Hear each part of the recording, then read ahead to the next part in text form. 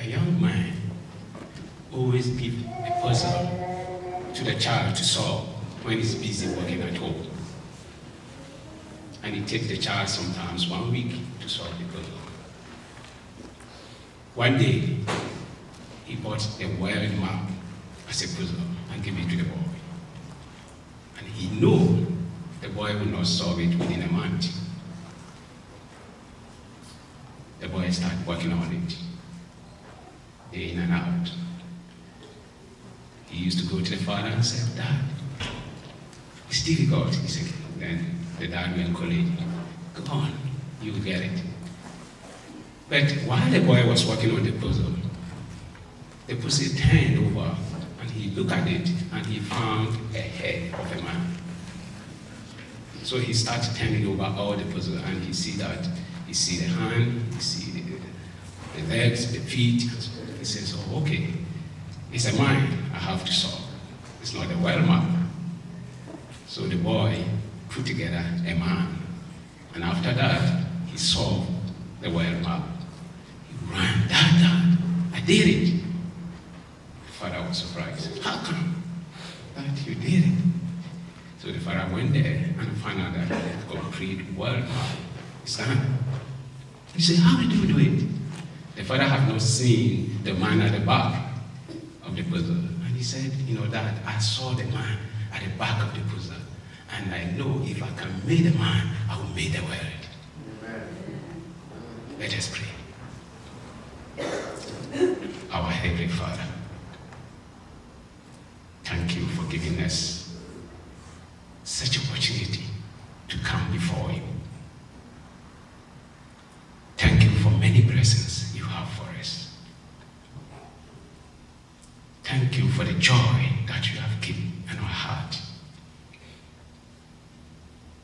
Father, we pray that you give us your spirit this morning. Father, put your child aside and speak to your children.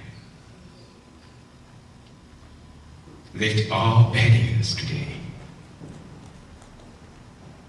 and let us know we have met you today. In your Son's name I pray. Amen. Today, I'm going to talk about creation and the nature of man. One good thing is that Christians believe God created heaven and earth. But still, there's a lot of debate and arguments. As we read from the book of Genesis, I'm not going to start from there, because in the beginning, that Joseph talked about Bible as the word of God. And we have known that the three God comes together and one God form the entire world. Open your Bibles to the book of John 1 to 3. The book of John 1 to 3. The Apostle John, writing under God's inspiration, take us back to a time before event described in Genesis 1. In the beginning, he states, was the Word, and the Word was with God, and the Word was God. He was in the beginning with God. All things were made through him, and without him, nothing was made that was made. Look at the emphasis that is added throughout that verse. Here, the Bible reveals that before the creation of the heaven and the earth, described in Genesis 1, the Word was with God, and God made everything through this Word.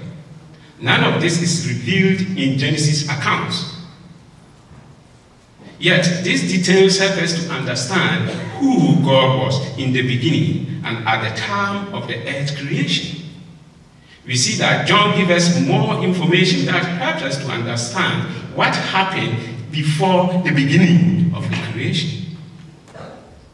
Consider, for example, that Genesis 1, as we read, in the beginning God created the heaven and the earth. It must seem as if this verse describes the beginning of everything. No. But God later revealed details of events and conditions that took place earlier before creation of heaven and earth. Similarly, if you look at Genesis 1:2, verse 2, describe the earth as being without form and void. This sketchy description offers no explanation as to why the earth was in this condition. However, God revealed more details in other parts of his word. We have to compile and consider all pertinent scriptures as on the subject before we can gain complete understanding. For example, in another passage, God explained that there was witnesses when heaven and earth was being created. Angels were present at the creation of the earth. The book of Genesis doesn't mention it, but it is important truth. Turn with me to the book of Job. The book of Job 38.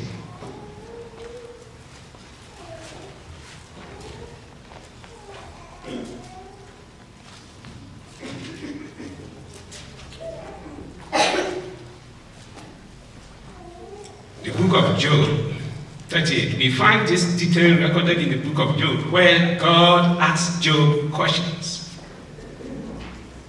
The book of Job 38, verse 4.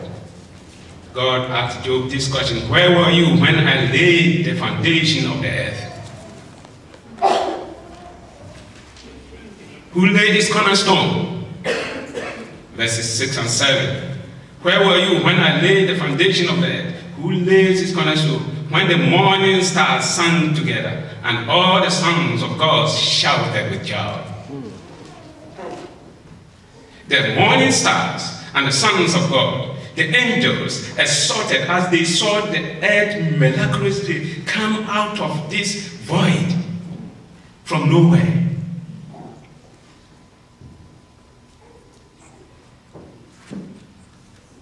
Dr. Orlando Moncrief says something about the greatest scientist named Isaac Newton. He said, Isaac Newton made a prototype of the universe. That means he designed how the solar system looked like. And one of his colleagues, one of the scientists, his friend, came by the house and saw it, and he was amazed.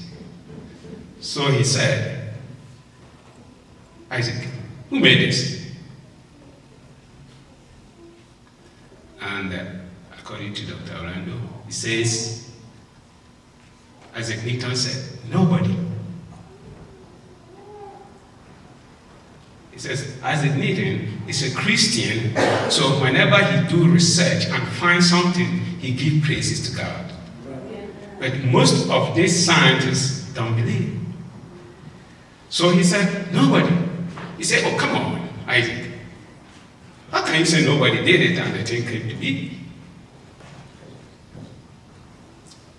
So Isaac said, you believe that somebody did it? He said, yes. But you don't believe that somebody made heaven and earth. It's God. The book of Genesis has held under well scrutiny of modern geology and archaeology. 20th century physicists, moreover, describe the beginning of the universe in a virtually the same cosmological term as Genesis. Time, space, and matter came out of nothing in a single burst of light entirely obstacle to carbon-based life. That is how they describe it. But they don't believe that the earth was void and no form And God said, let there be light. And the light came. And there came out air. But they described that, yes, there was space, there was time, there was matter, but a small light that came out gave life. If you live in America, I know when we who live in America, when we hear creation, I can tell you what will come into a lot of people's mind when we hear creation. The issue of what? Evolution, right? Rather what we might call revolution war. No, it's evolution war against God. I suspect when you mention creation in Europe or in Great Britain or anywhere in European countries, they too would think about something, cosmology, than evolution. That is to say, they are more likely to think of the origin of the entire universe rather than of just the earth and the human beings. Many people will have yet another thought on their minds when they hear the word creation. They will think of, some will think about the environment.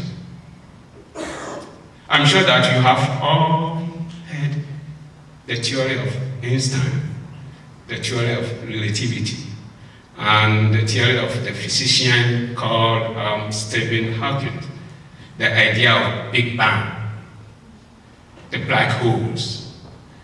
And perhaps there are so many theories going on there about creation. But there is one thing I want you to know. Recently, when I was making research about creation, I saw another theory called the string theory, which I wouldn't try to explain to you because I think it will give us all severe migraine.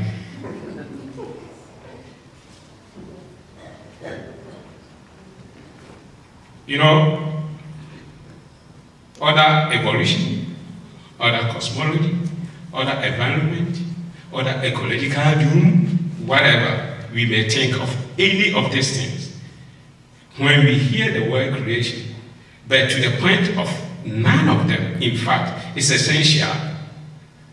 But when Christians hear the word creation, what should they think? The first sound that should ring or sing in our mind is the grace of God. It's by God's grace creation was made. And that is because creation in the Christian teaching is an act of sheer divine generosity. Act of nothing, and not for any reason, but only from love. And for love, God, the maker of heaven and earth, created this universe, me and you. There's one thing. Why are we making the argument that God is not the one who made the earth? Is the God boasting that he made the earth? God does not need a world anyway, as if the world fills a gap in God's being. As if God would be the less without a world. As if God were under obligation or under constraint to create the world. On the contrary, it's not so. If God did not make a world, God will still be God. Amen. Yes. No less than God, the Creator. No less than the Jesus Christ, the Son. No less than the Holy Spirit. The glory will still be there. God created is not a law of nature.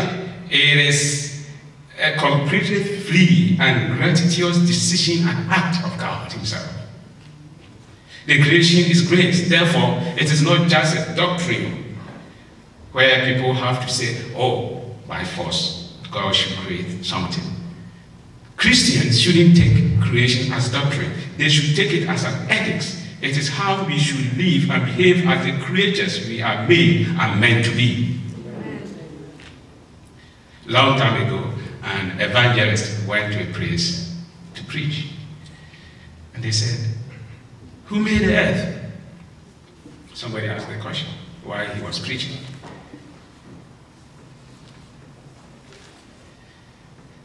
And instead of him to define, he says, it's the glory of God. And then the person said, what is the glory of God? And then he was silent. And he said, human beings are fully alive. That is the glory of God. This is the glory of God. In fact, after God has created heaven and earth, the last thing God created was what? Human beings, me and you. None of us was there when creation was being made.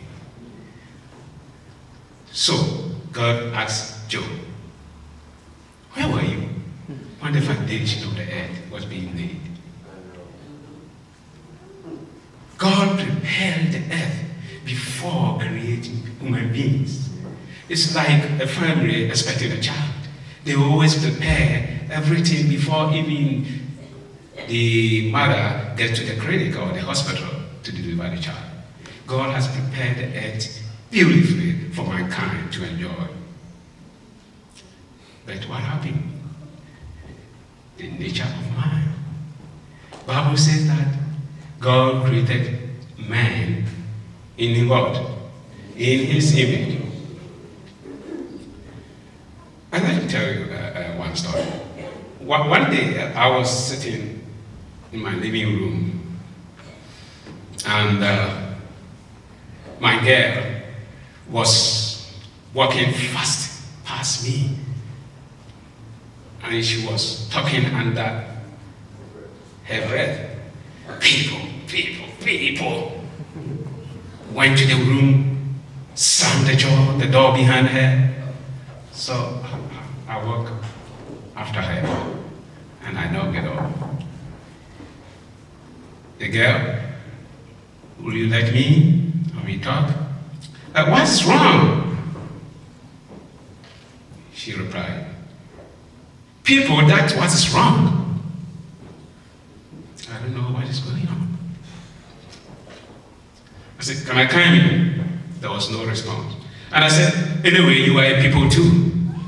And the door opened. Have you ever felt that way in your life? I don't understand people. I don't know what is wrong with people.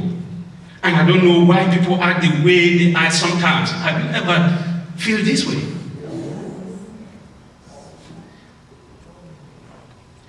If you are ever going to understand what makes people tick,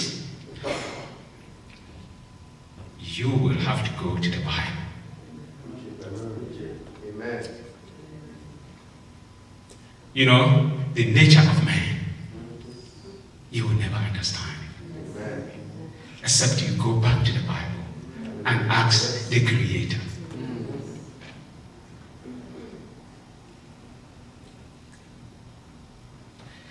The creation has been explained in the Bible clearly. Although people come in shapes, in size, in beauty, in glory, in color, yet they have the same nature. According to the book of Genesis 1:26, it says, God created a man like what? His image. So no matter what be your size, no matter what be your shape, you have the same nature. But something happened. A growing number of chemists and biologists agree that life has its origin from a great template. Why did they say this? And where did they get it from? In Genesis 2:7, the book of Genesis 2:7. Let's see what is written in the book of Genesis 2:7.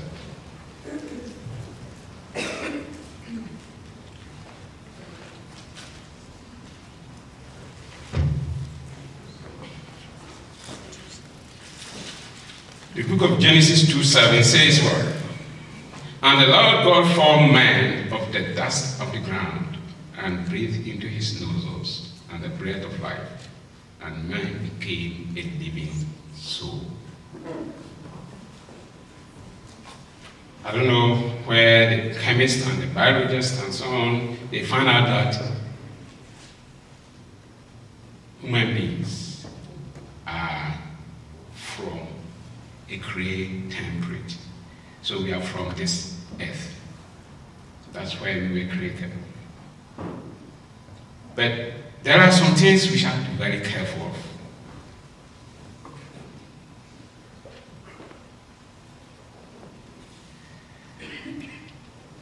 If human beings are created from this earth, while genetics research has said that we are all descendant from one woman.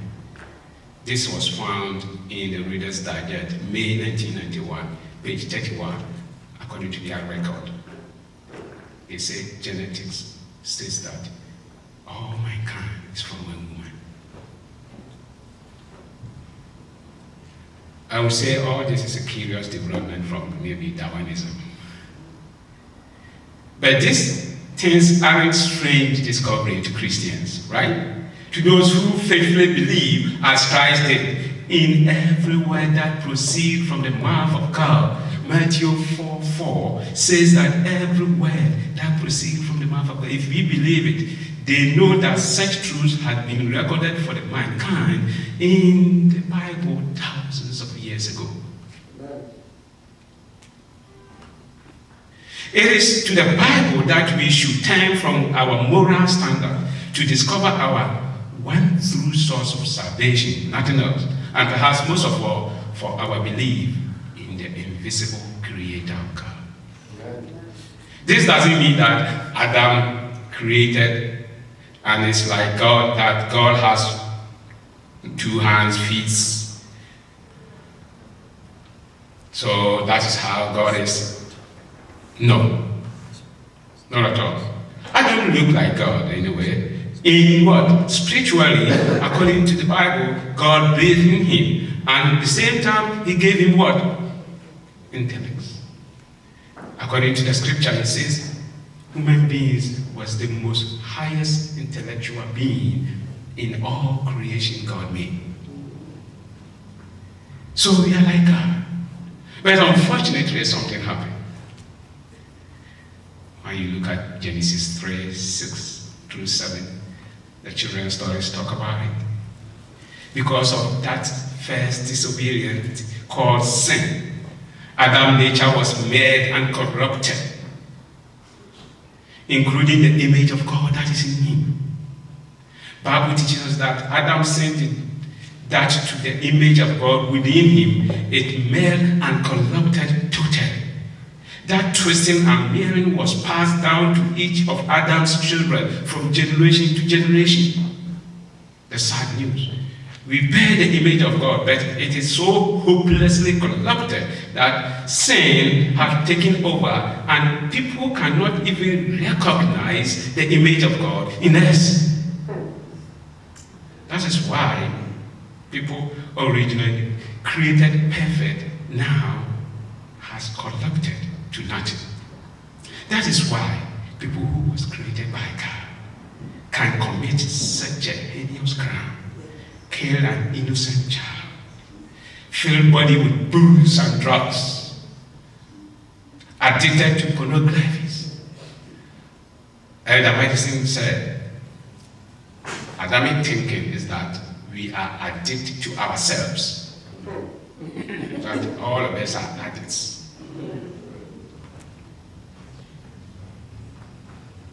Isn't it sad that human beings can do all these things, steal millions of money, don't care about what happened to the other side of the earth, live a sexually immoral lifestyle, they don't care what is going on? It's because of the corruption of God's nature in us. But there is a hope. As it's already said in 2 Corinthians 3:18, it says, when we receive Jesus as a Savior, he begins the process of recreating that image in its purest form. Yes. The job wouldn't be complete until we see him again. Amen. But that is where we are all headed spiritually. Amen. Folks, there is hope. But the most glorious of all, we will be changed, which then will take place on the poor, sinful mind like us, the miserable children of Adam. This has fallen, we have been falling so low from the height than any creature on earth. But they shall, according to the scriptures, hear a great voice out of heaven, saying, Behold, the tabernacle of God is within man, and he will dwell with them, and they shall be his people, and God himself shall be their God. The book of Revelations 21, 3 and 4. Hence we are arise and on a state of holiness and happiness for superior to the superior more than when Adam was created.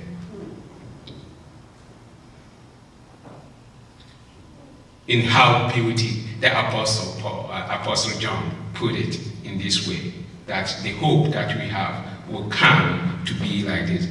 And says, God shall wipe away all tears from their eyes, and there shall be no more death, neither sorrows, no more crying, neither shall there be any more pain, for the former things has passed away. Nay, but there will be a great deliverance in that day. For there will be a union with God. And above all, there will be no more sin. A constant communion with the Father and his Son Jesus. That is what you're going to enjoy. Through the Holy Spirit. A continual enjoyment of three-one God. And all the creatures in him shall never end. Amen. Amen.